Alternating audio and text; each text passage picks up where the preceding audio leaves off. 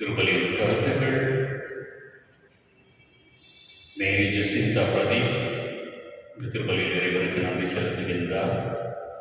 அந்தோனிராஜ் தம்முடைய 35வது பிறந்த நாளை கொண்டாடி இறைவனுக்கு நன்றி செலுத்துகின்றார்.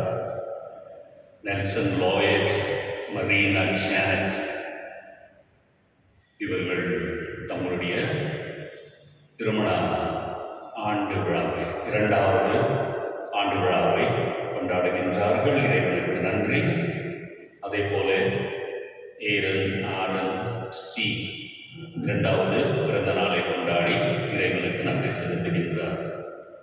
ஆண்மையில பாட்சிகள் A George, S Alice, Prabhakar Royal இது இவருடைய ஆண்டு.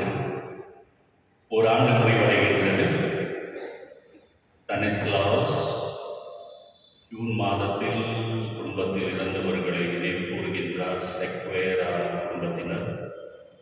அதே போல செல்வமேரியுடைய ஆண்மையை பாட்சிக்காக செபிப்போம். தந்தை, மகன், தூய ஆவியாரின் பெயராலே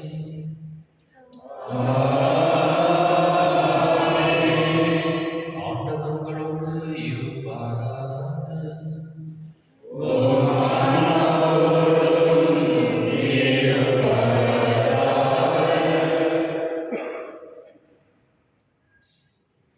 சிலர் தங்களுடைய வாழ்க்கையில் நேரத்தை வீணாக்குவார்கள்.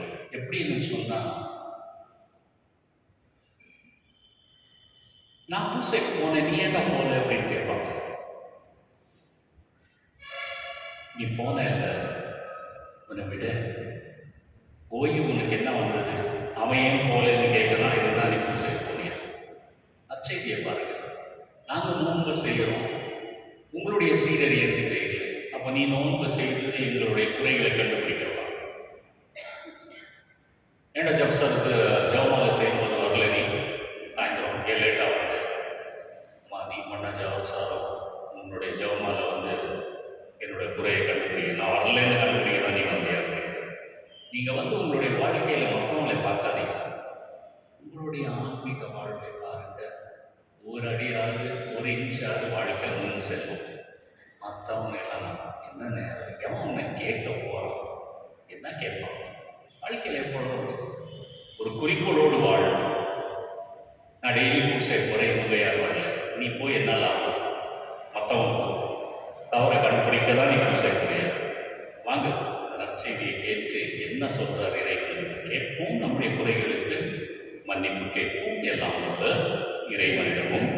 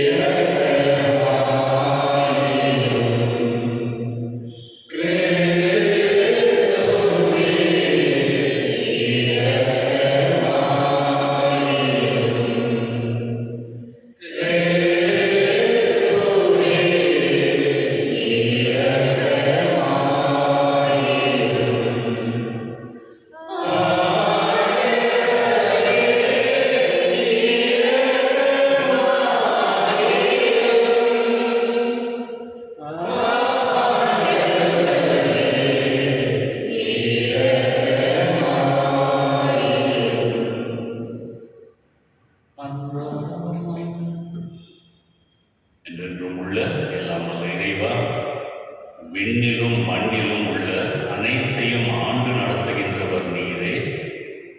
உம் மக்களின் வேண்டல்களை இரக்கத்துடன் கேட்டு எங்கள் வாழ்நாட்களில் உமது அமைதியை அளித்தருள்வீராக.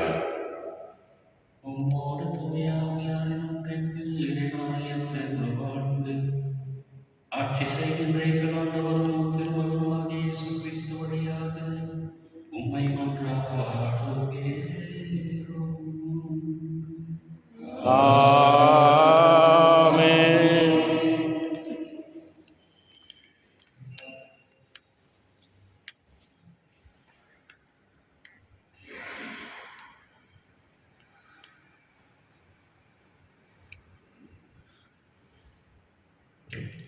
முதல் வாசகம்.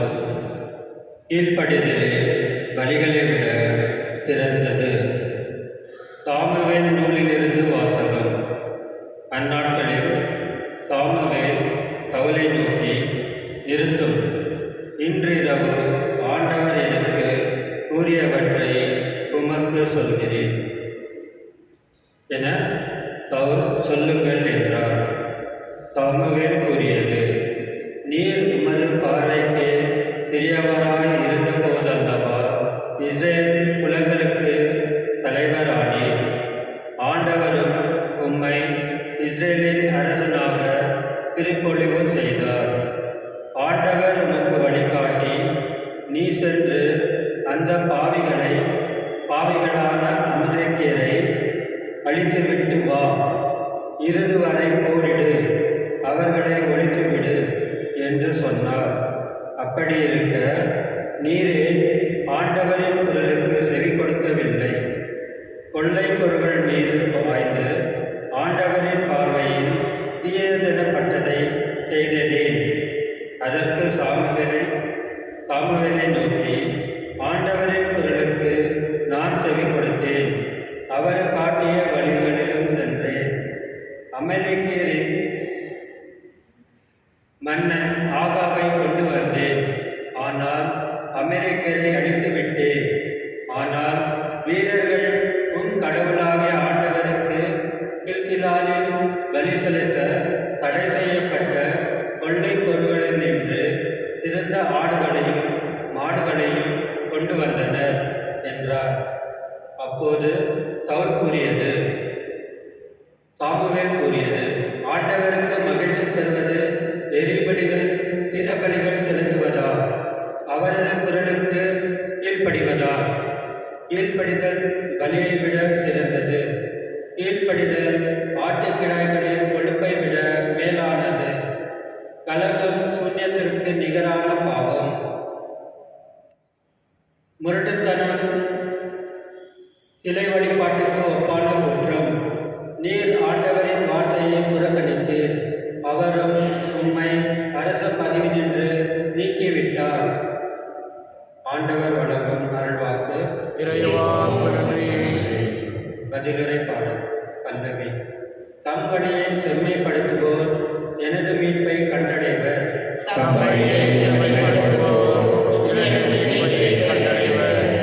நீங்கள் கொண்டு வரும் பலிகளை முன்னிட்டு நான் உங்களை கண்டிக்கவில்லை. உங்கள் எரிபலிகள் எப்போதும் என் முன்னிலையில் உள்ளன. உங்கள் வீட்டின் காளைகளையோ உங்கள் தொழுவத்தின் ஆட்டுக்கிடாய்களையோ நான் ஏற்றுக்கொள்வதில்லை.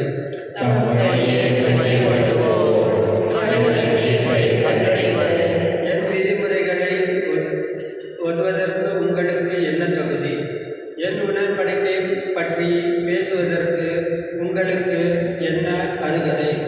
நீங்களோ ஒழுங்குமுறையை வெறுக்கின்றீர்கள், என் கட்டளைகளை தூக்கி எறிந்து விடுகிறீர்கள்.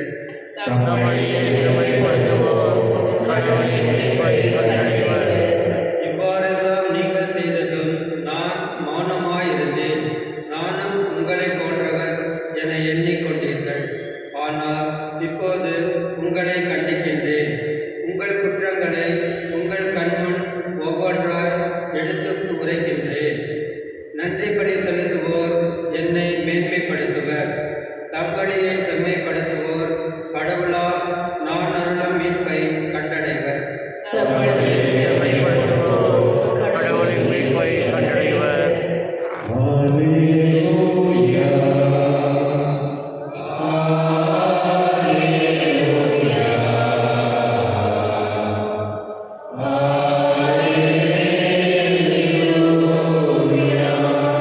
கடவுளுடைய வார்த்தை உயிர் உள்ளது, ஆற்றல் வாய்ந்தது.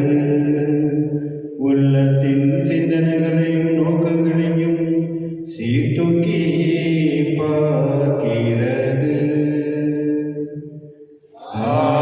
Hallelujah.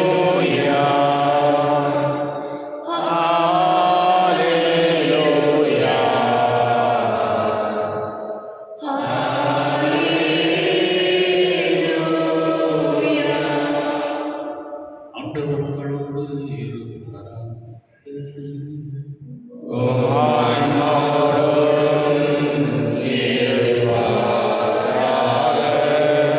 மார்க்கு எழுதிய நற்செய்தியிலிருந்து வாசகம்.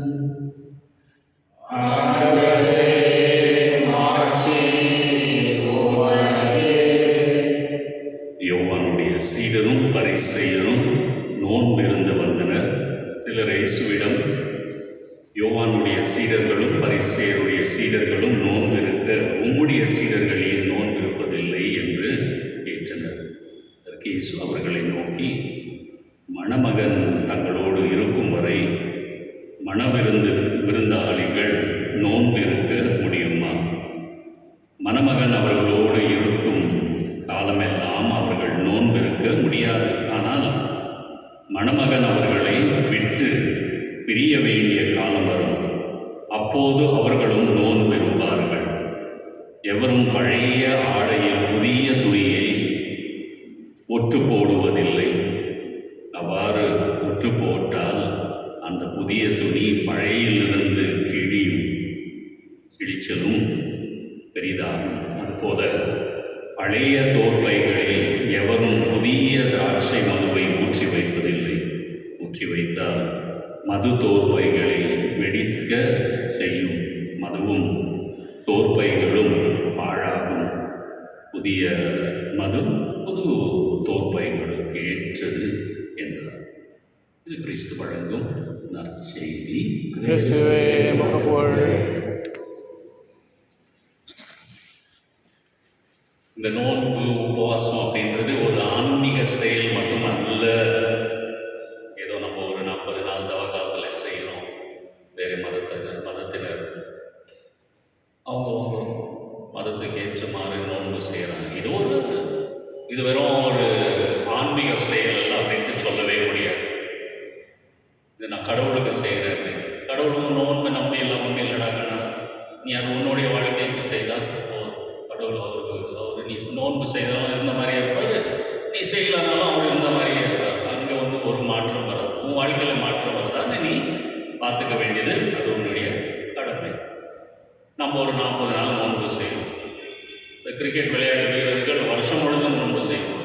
எல்லாத்தையும் அவங்க சாப்பிட முடியாது. நம்ம எது வேணாலும் சாப்பிடலாம். ரசமலாயும் சாப்பிடலாம், அண்ணாமலையும் சாப்பிடலாம். அவங்க எதுவுமே சாப்பிட முடியாது. பார்த்து சமைச்சு சாப்பிட வேண்டியது. இந்த உலக அழகிகள் இல்லை இந்த திரைப்படத்துலலாம் நடிக்கிறவங்க உங்களை விட என்னை விட நோன்பு அதிகமாக செய்வாங்க, உபவாசம் அதிகமாக செய்வாங்க. எல்லாத்தையும் கொடுத்தத கபாபெல்லாம் சாப்பிட மாட்டாங்க. பார்த்து கொஞ்சம் சாப்பிடுவாங்க. நோயாளிகளும் நோன்பு இருக்காங்க, உபவாசம் செய்வாங்க. டயபெட்டிஸ் இருந்தால் என்னெல்லாம் ட்ராமா பண்ணுவாங்கன்னு உங்களுக்கு தெரியும். வீட்டில் அது செய்ய மாட்டேன், அது சாப்பிட மாட்டேன், இது சாப்பிட்டேன். வேறு எங்கேயும் போனால் வெட்டிட்டு வந்துடுவாங்க. வீட்டில் கொஞ்சம் நாடகம்லாம் பண்ணுவாங்க. ஆன்மீக வாழ்வுன்றது காப்பி பண்ணுற ஒரு விஷயம் அல்ல. அவங்க அது செய்கிறாங்க, அவங்க இங்கே போகிறாங்க, இவங்க டெய்லி போகிறாங்க. உங்களுக்கு எது பொருத்தமானது அதை பாருங்கள். அவங்க ஏதோ செய்கிறாங்க, அவங்களுக்கு பொருத்தமானதாக இருக்கலாம். அங்கே போனால் இது, இங்கே போனால் அது, அப்படியெல்லாம் ஒன்றுமே இல்லை. நான் ஆன்மீகத்தை பற்றி பேசுகிறேன், நீங்கள் மதங்களை பற்றி பேசுகின்றீர்கள். மதம் வேற ஒரு விஷயம், ஆன்மீகம். நீ 150 வருஷம் கோயில் வந்தாலும் உன் கோவம் ஒன்றும் கம்மியாக போகிறதில்லை, இல்லை உன்னோட பொறாமை ஒன்றும் கம்மியாக போகிறதில்லை. நீ இன்னொரு 200 வருஷம் கூட பூசை பார்க்கலாம். ஆனால் ஆன்மீகம் அப்படின்றது அவங்களுடைய வாழ்க்கையை கவனித்து பார்ப்பார்கள். அதுதான் கடவுளுக்கு பொருத்தமானது. இந்த பூசைக்கு வருது, ஆராதனைக்கு போகிறதெல்லாம் இதன் வழியாக என்னுடைய ஆன்மீக வாழ்வு முன் செல்ல வேண்டும். இல்லை இல்லைன்னா அதிலிருந்து அது ஒரு மதத்துக்கு சார்ந்த ஒரு விஷயத்தை நாம் செய்கின்றோம் அப்படின்ட்டு. அதனால தான் இயேசு சுவாமி சொல்றாரு, உன்னுடைய குறிக்கோள் என்னடா கண்ணா, நீ நோன்பு இருந்தா என்ன, நோன்பு இல்லைன்னா என்ன? உன்னுடைய வாழ்க்கையில கடவுள் உனக்கு எதற்காக படைத்திருக்கின்றார், நீ எதற்காக இந்த உலகத்திற்கு வந்திருக்க, உனக்கு எப்பொழுது நோன்பு தேவையோ அப்போ செய்யும். இப்போ இருக்கிறாங்க இந்த காலத்தில் இந்த கூகுள் டாக்டர்ஸ் மாதிரி, டயபெட்டிஸ் இருக்கா அதை சாப்பிடு, நான் இந்த மருந்து சாப்பிட்டேன், அந்த டாக்டரை பாரு அப்படின்ட்டு. அந்த டாக்டர் உனக்கு ஒத்து போவார், அந்த மருந்து உன்னுடைய உடம்புக்கு சரியா போகும், எல்லாருக்கும் அது ஒத்து போவார். இல்லை நான் இதை சாப்பிட்டேன் சரியாயிடுச்சு அப்படின்னே, அது உங்க உடம்பு.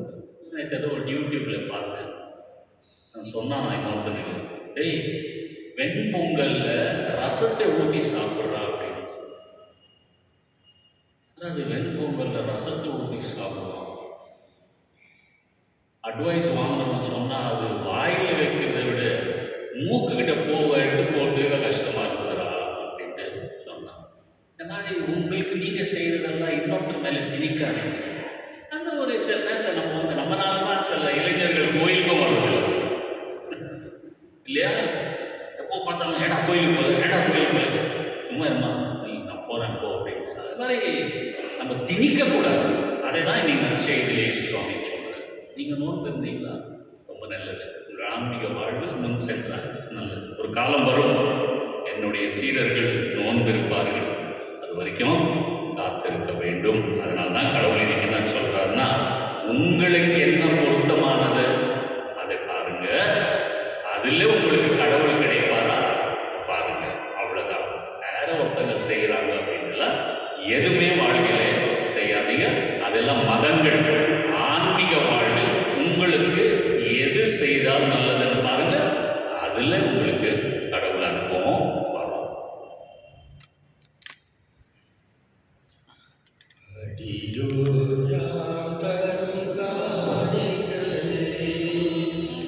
அன்பாயே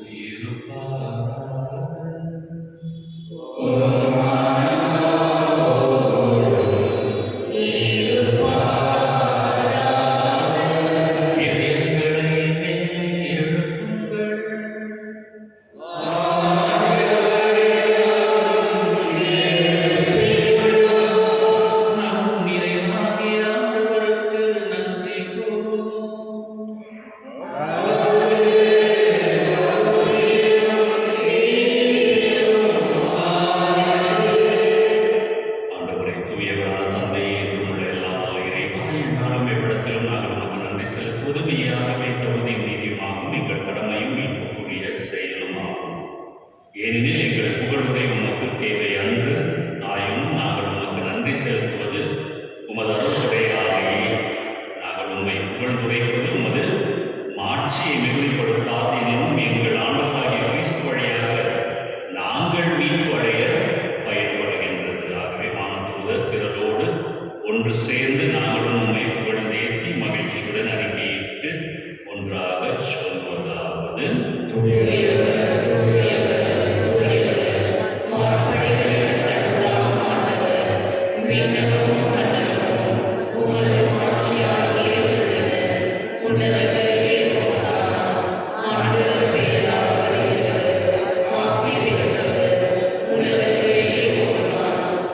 ஆண்டவரே, நீர் மெய்யாகவே தூயவர், தூய்மை அனைத்திற்கும் ஊற்று. ஆகவே உம்முடைய ஆவியை பொழிந்து காணிக்கைகளை தூய்மைப்படுத்த உண்மை வேண்டுகின்றோம். இவ்வாறு எங்கள் ஆண்டவர் இயேசு கிறிஸ்துவின் உடலும் இரத்தமுமாக எங்களுக்கு இவை மாறுவனவாக. அவர் பாடுபட உலகம் கனிந்து தம்மை கையளித்த பொழுது இறைமகனே சோகத்தை எடுத்து நன்றி செலுத்தி அதை விற்று தம் சீடர்களுக்கு அளித்து அவர் கூறியதாவது: அனைவரும் இதிலிருந்து பெற்று உண்ணுங்கள், ஏனெனில் இது உங்களுக்காக கையளிக்கப்படும் என் உடல்.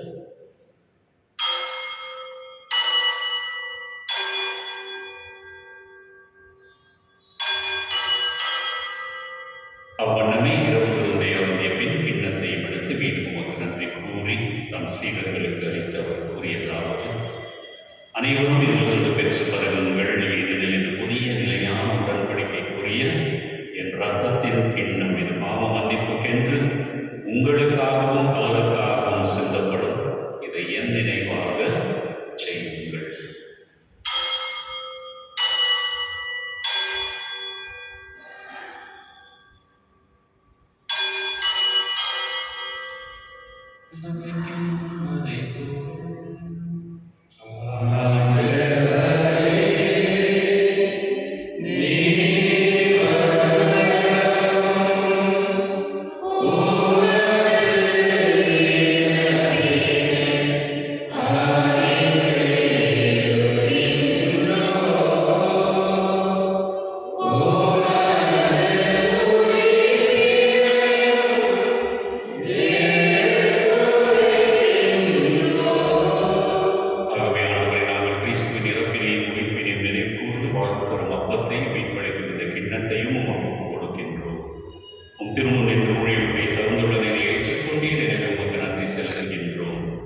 மேலும் கிறிஸ்துவின் உடலிலும் இரத்தத்திலும் பங்கு கொள்ளும் எங்களை தூய ஆவியார் ஒன்று சேர்க்க வேண்டும் என உண்மை தாழ்மையுடன் மன்றாடுகின்றோம்.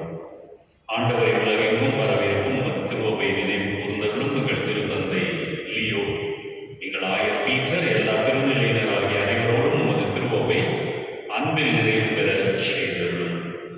மேலும் உயிர்த்தெழும் எதிர்நோக்குடன் துயில் கொள்ளும் எங்கள் சகோதர சகோதரிகளையும், விசேஷமாக இந்த திருப்பலியில் நாம் நினைவு கூறுகின்ற அனைத்து இறந்தவர்களையும் இரக்கத்துடன் நினைவு கூர்ந்து உமது திருமுக ஒளியினுள் ஏற்றருளும். எங்கள் அனைவர் மீதும் இரக்கமாயிரும்.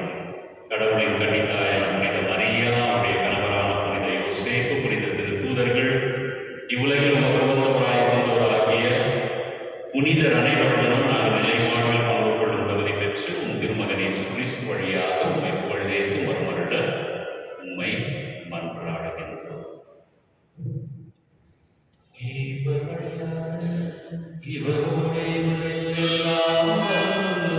இறைவனாகிய தந்தையே, தூய ஆவியாரின் ஒன்றின்பில் எல்லா புகழும் ஆட்சியும் என்றென்றும் உமக்கு உரியதே.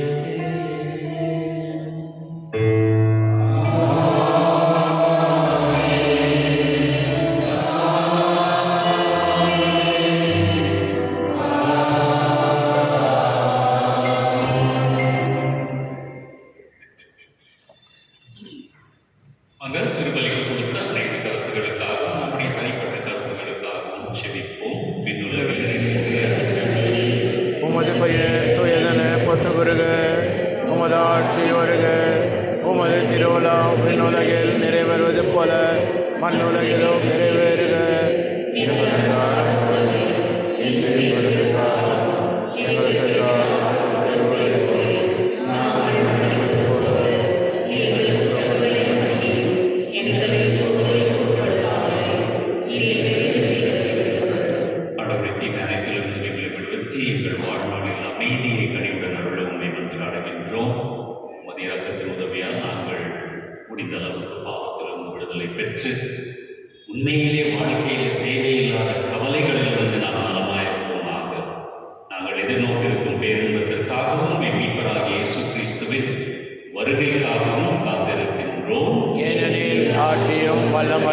ஆட்சியும் என்றென்றும் உள்ளது.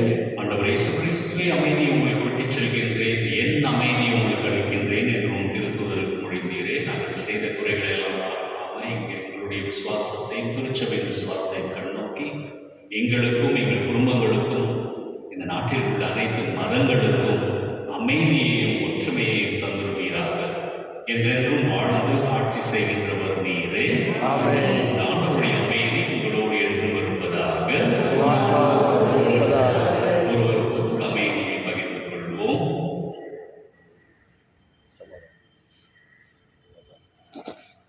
உலகின் பாவம் போக்கும் இறைவனின் செம்மறியே, ஏழையை இரக்கமாயிரும்.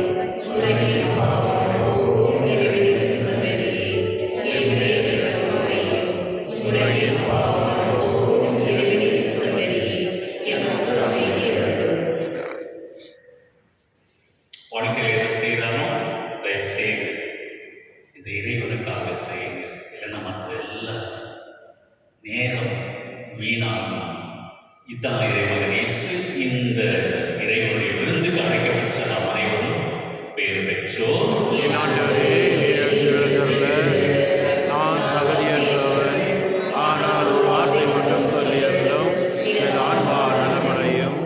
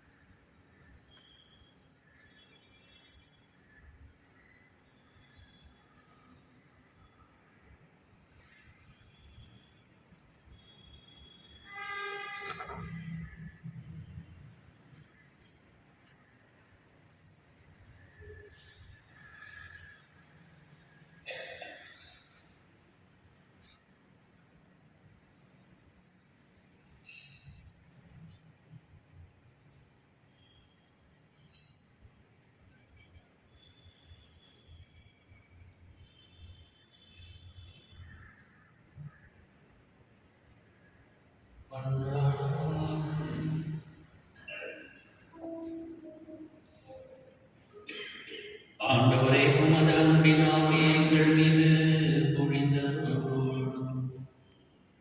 இவ்வாறு ஒரு விண்ணக உணவால் இறை பெற்ற நாங்கள் ஒரே பரிவிரக்கத்தால்